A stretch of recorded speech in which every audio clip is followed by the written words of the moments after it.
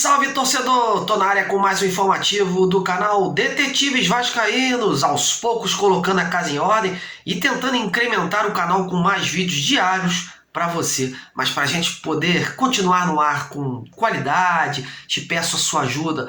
Assista aos nossos vídeos e não esqueça de deixar o seu like, compartilhar o conteúdo e principalmente se associar, se tornando talvez um membro efetivo do canal. Isso vai ajudar muito em nossa continuidade na plataforma. Bom, nesse vídeo de hoje vamos destacar as explicações do Nenê pela irregularidade do Vasco na Série B. Até rimou, né? Hoje ele abriu o verbo e foi mais um que se juntou ao grupo de defensores do técnico Zé Ricardo. O veterano deu suas justificativas para esse chove não molha do Vasco. Mas será que colou mesmo?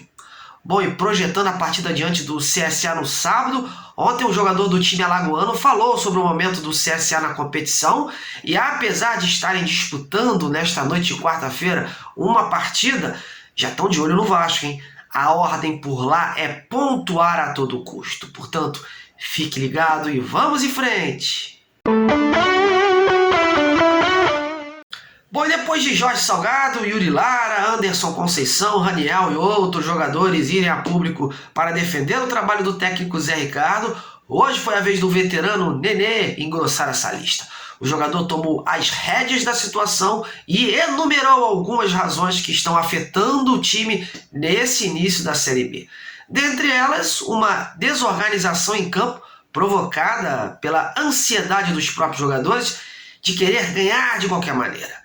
E o peso do fracasso de 2021, que tem afetado o equilíbrio emocional do grupo.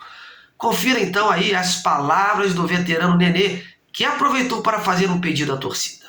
E eu entendo um pouco a torcida, né, a frustração de querer ganhar os jogos, como a gente também, e às vezes acaba falando, né, de um ou de outro, principalmente em relação ao Zé. Eu acho que muito disso também é do nosso grupo, né? Porque, por exemplo, no jogo contra o Tombense, cara, às vezes a gente, como a torcida ela é muito apaixonada e está em todos os lugares, a gente acaba empolgando, né, e desorganizando. E isso não é culpa do treinador, porque ele fez uma estratégia. Isso é culpa nossa. A gente também tem que assumir esse papel de falar, pô, a gente não pode deixar de desorganizar, ou fazer uma coisa diferente do que foi treinando. A gente treinou da semana toda de uma maneira, aí você acaba tomando um gol, e aí a torcida, né, empurrando. Às vezes até eu que sou mais experiente, acabo indo, né, nessa empolgação de querer fazer o gol, de atacar todas, e tipo assim, de uma maneira que a gente não treinou.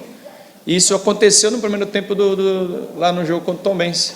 Ficou muito visível, eu acho, isso daí. E no intervalo, o Zé estava bastante chateado, conversou com a gente entendeu e melhoramos muito no segundo tempo e quase viramos o jogo.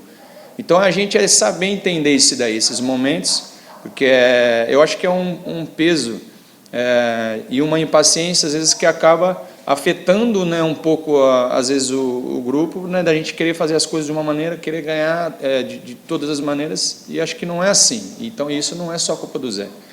E eu nem culpo o torcedor por isso, porque está há muitos anos já nessa situação assim, sofrendo, né? Sobe, desce, sobe.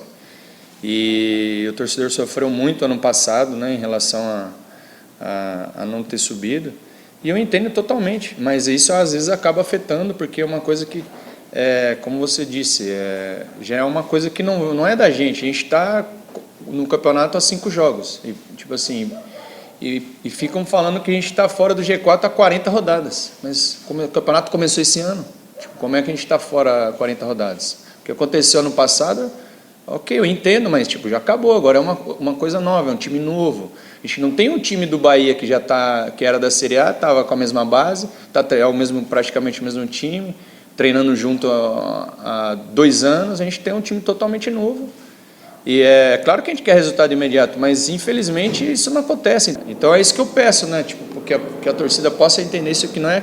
E todos estão vendo que não é que a gente não quer fazer ou não está, né, dando tudo de si dentro de campo, que acaba realmente, né, algumas coisas acabam fazendo com que a gente não, né, já não está num nível ainda bom, né? Porque começou agora. E ainda, tipo assim, né, com essas oscilações ainda no início, e, né, e com Totalmente é uma pressão normal e eu acho que e time grande como o Vasco, o jogador que está aqui sabe disso, tem que saber levar isso aí. Bom, meus amigos, é lógico que nesse momento os líderes do grupo vão tomar partido a todo custo e defender o trabalho do técnico, né? Até porque a relação do Zé Ricardo com os jogadores é muito boa, eles têm uma boa sintonia. Foi o próprio Zé que indicou ou deu o sinal verde para trazer muitos desses nomes que lá estão. E é aí que começa a culpa também a recair sobre o treinador. É nítido que o time não foi bem formado, tanto que carrega uma eliminação precoce na Copa do Brasil contra um time de Série D. E no Carioca chegou à semifinal, mas não venceu nenhum clássico. Isso sem falar que dentro de campo não se observam, conceitos novos. Nada. O time não tem triangulações, vive espaçado, peca nas jogadas de linha de fundo, enfim, não tem jogada ensaiada. Taticamente, já são 4 meses de trabalho e nenhuma evolução visível. E para jogar no Vasco, Nenê, tem que ter emocional, ter aquilo roxo, saber aguentar as pressões. Apesar de estar na Série B, o Vasco é o Vasco, né, meus amigos? Um clube gigante do cenário mundial. Então, ter identidade, saber a grandeza do Vasco é muito importante para poder vestir essa camisa e enfrentar todos os desafios que vem pela frente. Fica a dica. Bom, ainda complementando sobre o Nenê, ele iniciou a semana com desconforto no músculo posterior da coxa, mas a princípio não teve lesão confirmada. É apenas um incômodo mesmo. O jogador acredita que seja uma fadiga muscular, por conta do acúmulo de jogos, de viagens, do tipo de campo, enfim, essa intensidade pode estar ocasionando isso. Ele ainda está se tratando e espera estar no sábado no jogo com o CSA. A questão é saber se o Zé Ricardo vai realmente apostar nele ou poupar o jogador. Sabe que dos pés do Nenê saem as jogadas que originam os gols do Vasco. Mas todo cuidado é pouco, até pela idade do jogador, Porque se ele se contundir agora e tiver uma lesão mais séria, pode colocar tudo a perder no restante da Série B. De qualquer forma, o Palácios e o Bruno Nazário já estão de sobreaviso. Veremos. Para fechar, meus amigos, vamos dar uma pincelada rapidinha sobre o nosso próximo adversário, o CSA.